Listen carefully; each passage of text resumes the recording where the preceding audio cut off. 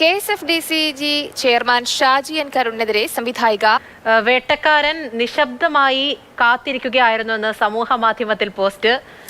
പല ഫെസ്റ്റിവലുകളിലും തന്റെ cinema അയച്ചിരുന്നില്ല, chairman ഇടപെട്ട് പലതും മാറ്റിവെച്ചു തുടങ്ങിയ വിമർശനങ്ങൾ മുൻപും സംവിധായിക ഉന്നയിച്ചിട്ടുണ്ട്. വിവരങ്ങളുമായി രാഹുൽ ജി നാഥ ചേരുന്നുണ്ട്.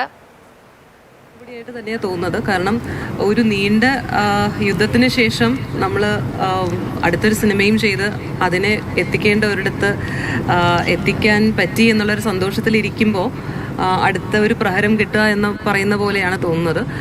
കാരണം ഇത്തരത്തിലുള്ള വെല്ലുവിളികളുണ്ടായിരുന്നു, ഭീഷണികളുണ്ടായിരുന്നു. എനിക്ക് മാത്രമല്ല മറ്റ് സംവിധായകർക്കും ഇത്തരത്തിലുള്ള ഭീഷണികളുണ്ടായിരുന്നു. കാരണം അദ്ദേഹം, ഞാൻ ആ പോസ്റ്റിൽ പറഞ്ഞിരുന്ന പോലെ തന്നെ, അതിനകത്ത് ലീഗൽ നോട്ടീസിലുള്ള ആ പോർഷനിൽ പറഞ്ഞിരിക്കുന്ന പോലെ തന്നെ നാഷണൽ അവാർഡ് വിന്നിങ് ഡയറക്ടർ ആയതുകൊണ്ടും പത്മശ്രീ ഉള്ളതുകൊണ്ടും നമുക്ക് തിരിച്ചൊന്നും ചോദ്യം ചെയ്യാൻ പറ്റില്ല എന്നുള്ളതായിരുന്നു നിലപാട്. പക്ഷേ ഒട്ടും ഹ്യൂമൻ ആയിട്ടുള്ള ഒരു നടപടിയായിട്ടോ ഒട്ടും ഡെമോക്രാറ്റിക് ആയിട്ടുള്ള ഒരു കാര്യമായിട്ടോ എനിക്ക് തോന്നുന്നില്ല. കാരണം വനിതാ സിനിമ എന്ന് പറയുന്ന ഒരു പദ്ധതി ഗവൺമെന്റിന്റെ വളരെ ഒരു പ്രസ്റ്റീജിയസ് ആയിട്ടുള്ളൊരു പ്രോഗ്രാമാണ്. അതിനെ നല്ലവിധം നടത്തിക്കൊണ്ട് പോകേണ്ട ഒരു ഓർഗനൈസേഷൻ തന്നെ ഇത്രയും ഇമോഷണലി ഹരാസ് ചെയ്ത് എല്ലാ സംവിധായകർക്കും ഇതിൽ നിന്നും മുറിവേറ്റിട്ട് ഇറങ്ങേണ്ടി വരുന്ന ഒരു അവസ്ഥ ഉണ്ടാകുക എന്നുള്ളത് ഇറ്റ്സ് വെരി അൺഫോർച്ചുനേറ്റ്. ആൻഡ് ഏകദേശം ഒരു 1.5 വർഷത്തോളമുള്ളൊരു നീണ്ട നിശബ്ദതയ്ക്കും അതിനുള്ളൊരു സഹിച്ചതിനും ശേഷമാണ് നമ്മൾ എല്ലാവരും പ്രതികരിക്കേണ്ടി വന്നത്. കാരണം ഇല്ലെങ്കിൽ നമ്മൾ ചെയ്ത സിനിമ പുറം ലോകം കാണാതെ പോകുമായിരുന്നു, പുറത്ത് കൊണ്ടുവരാൻ എനിക്ക് പറ്റില്ലായിരുന്നു. ഒരു ഓൾമോസ്റ്റ് ഒരു 18 months of silence and perseverance ഉണ്ടായിരുന്നു. അത് കഴിഞ്ഞിട്ടാണ് സ്പീക്കപ്പ് ചെയ്തത്. സംവിധായികയായ ഇന്ദുലക്ഷ്മിയാണ് ഷാജി എൻ കരുണിനെതിരെ ഇപ്പോൾ രംഗത്ത് വന്നിരിക്കുന്നത്. എന്താണ് വിവരങ്ങൾ എന്ന് നോക്കാം. തിരുവനന്തപുരത്ത് നിന്ന് രാഹുൽ ജി നാഥ് വിവരങ്ങൾ നൽകും. രാഹുൽ, ഇതിപ്പോൾ ഇങ്ങനെ ഒരു അതൃപ്തിയിലേക്ക് പോകാനുള്ള ഒരു കാര്യം എന്താണ്? കുറച്ച് ദിവസങ്ങളായിട്ട് ഈ ഒരു പ്രശ്നങ്ങൾ നടക്കുന്നുണ്ട് ഷാജി എൻ കരുണിന്റെ നിയമനവുമായി ബന്ധപ്പെട്ട്. ഇപ്പോൾ ഇന്ദുലക്ഷ്മി എന്താണ് പറയുന്നത്? അതെ, തീർച്ചയായും ഈ സംവിധായിക ആദ്യമായല്ല ഷാജി എൻ കരുണിനെതിരെ ഇത്തരത്തിലുള്ള വിമർശനം ഉന്നയിക്കുന്നത്.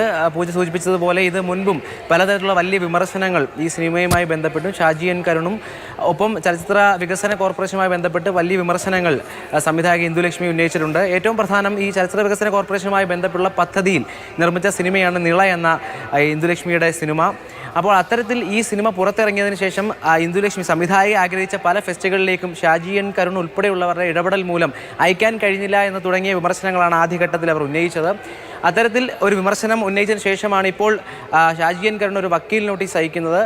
അഭിഭാഷകൻ മാനനഷ്ട കേസ് ഉന്നയിച്ചുകൊണ്ട് നഷ്ടപരിഹാരം ആവശ്യപ്പെട്ടുകൊണ്ടാണ് ഒരു വക്കീൽ നോട്ടീസ് അയക്കുന്നത്. ആ ഘട്ടത്തിലാണ് ഇപ്പോൾ അതിൻ്റെ പകർപ്പുൾപ്പെടെ ഈ സോഷ്യൽ മീഡിയയിൽ പോസ്റ്റ് ചെയ്തുകൊണ്ട് ഒരു വിമർശനം, അത് വേട്ടക്കാരൻ അവരെ നിരന്തരം വേട്ടയാടിക്കൊണ്ടിരിക്കുകയാണ്, വേട്ടക്കാരൻ ഇപ്പോഴും നിശബ്ദനായിരിക്കുന്നില്ല എന്നുള്ള വാക്കുകൾ ഉൾപ്പെടെ ഉപയോഗിച്ചുകൊണ്ടൊരു പോസ്റ്റ് വരുന്നത്. എന്തായാലും ഷാജി എൻ കരുൺ ഈ വിമർശനങ്ങളിൽ തള്ളുന്നുണ്ട്, അത് ശരിയല്ല എന്ന് പറയുന്നുണ്ട്. ഒപ്പം നിയമപരമായി മുന്നോട്ട് പോകുമെന്ന് അറിയിച്ചിട്ടുണ്ട്. എന്തായാലും നാളെ അന്താരാഷ്ട്ര ചലച്ചിത്രമേളയിൽ ഇന്ദുലക്ഷ്മിയുടെ മറ്റൊരു ചിത്രം അപ്പുറം എന്ന ചിത്രം പ്രദർശനത്തിന് ഒരുങ്ങുകയാണ്. ആ ഘട്ടത്തിലാണ് ഇപ്പോൾ ഈ വിവാദം വീണ്ടും ചർച്ചയാകുന്നത്. എന്തായാലും ഈ ചലച്ചിത്രമേള തുടങ്ങുന്ന ഘട്ടത്തിൽ ഇത് ഇപ്പോൾ വലിയ വിവാദമായിരിക്കുകയാണ്. പൂജ, തീർച്ചയായും നാളെ എന്തായാലും IFFK തുടങ്ങാൻ പോവുകയാണ്. അതിന് തൊട്ട് മുൻപായിട്ടാണ് ഈ തരത്തിലൊരു വിവാദം കൂടി വരുന്നത്.